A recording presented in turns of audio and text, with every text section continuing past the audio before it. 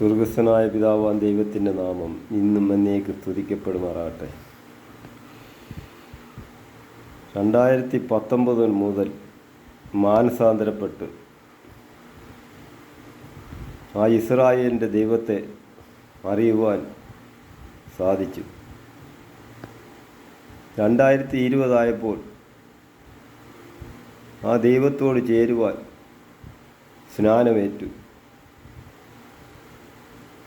കർത്താവായ യഹോശുവ മശിഹായെ മരണത്തിൽ നിന്നും ഉയർത്തെഴുന്നേൽപ്പിച്ച ആ പിതാവായ ദൈവത്തോട് ചേരുവാൻ ആ പിതാവായ ദൈവം സ്നാനത്തിനോടുകൂടി മരിച്ചടക്കപ്പെട്ട് എന്നെയും ഉയർത്തെഴുന്നേൽപ്പിച്ച് സ്വർഗതലത്തിൽ ഇരുത്തിയിരിക്കുന്നു. ആ വചനത്തിൽ വിശ്വസിച്ച് മുന്നോട്ട് പോകുവാൻ സാധിച്ചു. ഈ ലോകത്ത് പല പല പ്രശ്നങ്ങളുണ്ട്, കുടുംബത്തിൽ പല പ്രശ്നങ്ങളുണ്ട്. എങ്കിലും ഈ ദൈവത്തോടടുക്കുമ്പോൾ ധൈര്യം തരുന്നുണ്ട്. ദൈവത്തോടടുക്കുവാനുള്ള ധൈര്യം നമുക്ക് കിട്ടും. അവിടുന്ന് കർത്താവ് വലിയ പ്രശ്നങ്ങളിൽ നിന്നൊക്കെ നമ്മളെ വിടുവിച്ച് നമ്മളെ നടത്തും എന്നുള്ള നല്ല ബോധം എനിക്ക് കിട്ടി.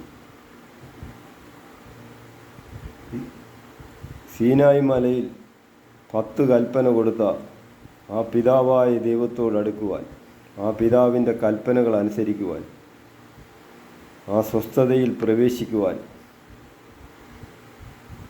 എനിക്ക് സാധിച്ചു. ദൈവത്തിൻ്റെ വചനം വായിക്കുന്തോറും, ദൈവത്തിൻ്റെ വചനത്തിൽ വിശ്വസിക്കുന്തോറും, ആ സത്യത്തെ അന്വേഷിച്ച് ചെല്ലുമ്പോൾ സത്യം നമ്മളെ സ്വതന്ത്രരാക്കും. കർത്താവിൻ്റെ കൃപയാൽ വചനത്തിൻ്റെ മർമ്മങ്ങളെ ഗ്രഹിക്കുവാൻ വരം നൽകിയതിനാൽ കർത്താവ് സകല കഷ്ടത്തിൽ നിന്നും വിടുവിക്കും. ഈ വചനങ്ങളൊക്കെ വായിക്കുമ്പോൾ മനസ്സിലായത് ആത്മാവുണ്ടെന്നും ആത്മാവിനൊരു ജീവിതമുണ്ടെന്നും ആ നിത്യജീവൻ, ആത്മാവിന് ആ നിത്യജീവനോട് ഒരുക്കിയിരിക്കുന്നു. ആ രക്ഷ ഒരു മനുഷ്യൻ്റെയും ഹൃദയത്തിൽ തോന്നിയിട്ടില്ല, ഒരു കണ്ണും കണ്ടിട്ടില്ല, ഒരു മനുഷ്യൻ്റെയും ഹൃദയത്തിൽ തോന്നിയിട്ടില്ല ആ കാര്യങ്ങൾ. ഇത് ഗ്രഹിക്കണമെങ്കിൽ ദൈവത്തിൻ്റെ ആത്മാവ് നമ്മുടെ ഉള്ളിൽ പ്രവർത്തിക്കണം. കർത്താവായ യഹോശുവ മശിഹായിലൂടെ ആ ദൈവസ്നേഹം, ആ ദൈവത്തെ അറിയുവാൻ സാധിച്ചു. പക്ഷെങ്കിൽ പല പ്രശ്നങ്ങളുണ്ട്. കുടുംബത്തിലായാലും വെളിയിലായാലും പല പല പ്രശ്നങ്ങളുണ്ട്. ഈ ദൈവത്തോടടുക്കുമ്പോൾ നമ്മളെ അതിൽ നിന്നും തെറ്റിച്ച് കളയുവാൻ അദൃശ്യമണ്ഡലത്തിൽ അനേകം ദുഷ്ടശക്തികളുണ്ട്.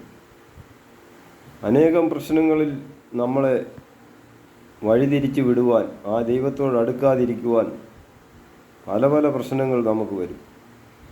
അപ്പം പല പ്രശ്നങ്ങളുണ്ടെന്നാൽ ഈ പരീക്ഷകളൊക്കെ ജയിക്കുന്നവനാണ് അവിടെ ജീവകിരീടം ഒരുക്കിയിരിക്കുന്നത്. ജയിക്കുന്നവനാണ് മറിഞ്ഞിരിക്കുന്ന മന്ന തരുന്നത്. എല്ലാം ജയിക്കുന്നവർക്ക് മാത്രമേ ഉള്ളൂ. സഹിഷ്ണുതയുള്ള എൻ്റെ വചനം കാത്തുകൊണ്ടാൽ ഞാൻ നിന്നെയും കാക്കുമെന്ന് കർത്താവ് പറഞ്ഞിരിക്കുന്നു. ആ കർത്താവിൻ്റെ വചനത്തിൽ വിശ്വസിക്കുക, സ്നാനപ്പെടുക, മാനസാന്തരപ്പെട്ട് സ്നാനപ്പെട്ട് കർത്താവിനോട് ചേരുക.